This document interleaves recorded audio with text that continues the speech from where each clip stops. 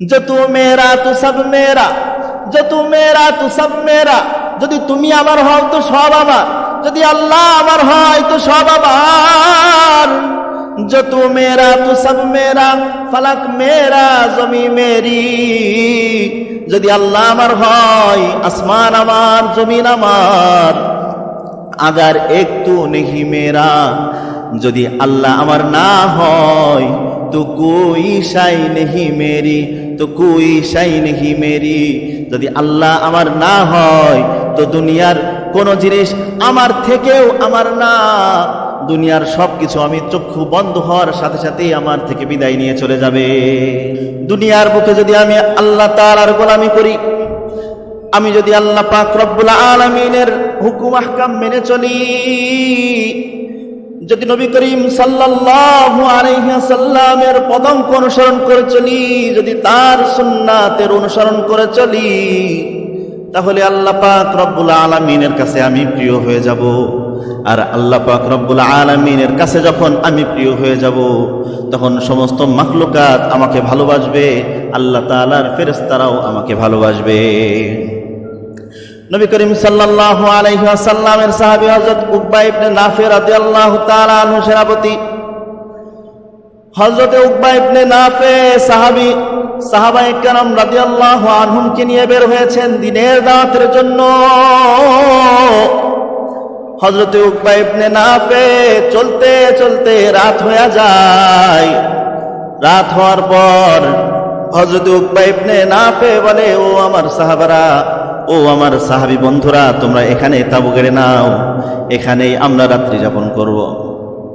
হযরত উকবা ইবনে নাফিকে বলেন সাহাবায়ে কেরাম রাদিয়াল্লাহু আনহুম বল, ও নবীর সাহাবী সেনাপতি উকবা ইবনে নাফি, কোথায় তাবু গাড়তে বলেন, কোথায় তাবু গাড়তে বলেন?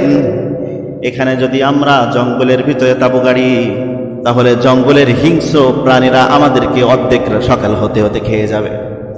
সকাল হতে হতে আমরা আমাদের অর্ধেক দেহ আর খুঁজে পাবো না। জঙ্গলের ভিতরে হিংস্র প্রাণীরা আমাদেরকে নিয়ে যাবে।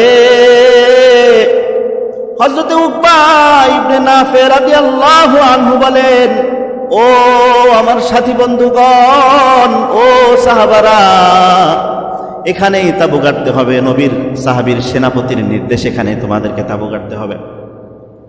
হযরত উকবা ইবনে নাফির কথায় সকলে সেখানে তাবু গাড়লেন। তাবু গাড়ার পর হঠাৎ করে দেখে উকবা ইবনে নাফি নিজেই নাই। বলতেছে, আমাদেরকে যে বয়ান করলো উকবা ইবনে নাফি যে আমাদেরকে এখানে তাবু গাড়তে হবে জঙ্গলের হিংস্র প্রাণীরা থাকার পরও, উকবা ইবনে নাফি তো নিজেই নাই, কোথায় গেল?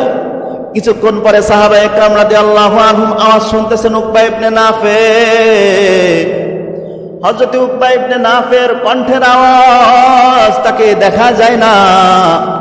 কিছুক্ষণ পরে আওয়াজ শুনতেছে যে নবীর সাহাবী সেনাপতি উকবা ইবনে নাফির কণ্ঠের আওয়াজ ভেসে আসতেছে। উকবা ইবনে নাফি রাদিয়াল্লাহু আনহু একটা টিলার উপরে দাঁড়াইছে, দাঁড়িয়ে বলে, ইয়া হাশারাতুল আরদ, এই হাশারাতুল আরদ, এই জঙ্গলের হিংস্র প্রাণী। নবীর সাহাবীরা দাওয়াতের কাজ করার জন্য নিজের বিবি বাচ্চা, নিজের ধন সম্পদ সবকিছু ছেড়ে বের হয়ে আসছে। নবীর সাহাবীরা দিনের কাজ করার জন্য তোমাদের জঙ্গলের ভিতরে আসছে।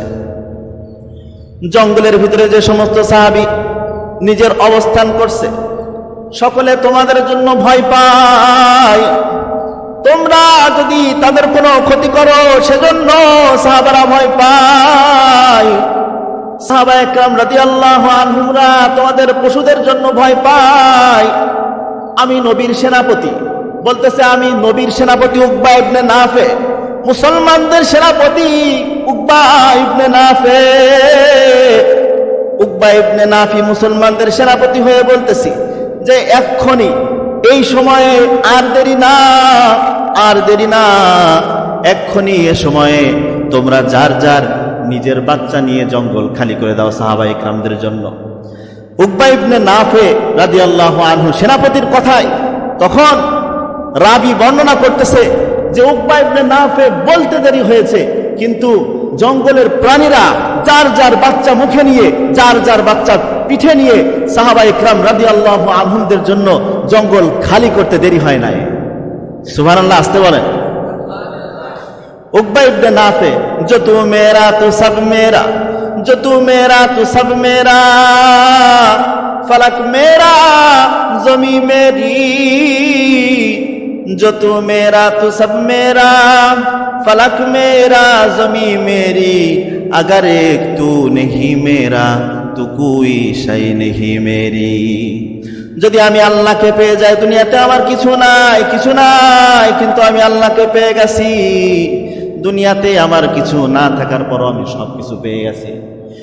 যদি আমার সব আছে, আমার সব আছে, কিন্তু আল্লাহর সন্তুষ্টি আমার নাই। যদি আমার সব আছে কিন্তু আল্লাহর সন্তুষ্টি নাই, তাহলে আমার কিছু নাই, কিছু নাই। যদি আমার কিছু না থাকে অথচ আল্লাহর সন্তুষ্টি আছে, আমি দুনিয়ার বুকে সব পেয়ে গেছি, আমার আর কোনো টেনশন নাই। আর আল্লাহর সন্তুষ্টি যদি আমি না পাই, তাহলে দুনিয়ার বুকে সব থাকার পরও আমার কেমন জানি কিছু নাই।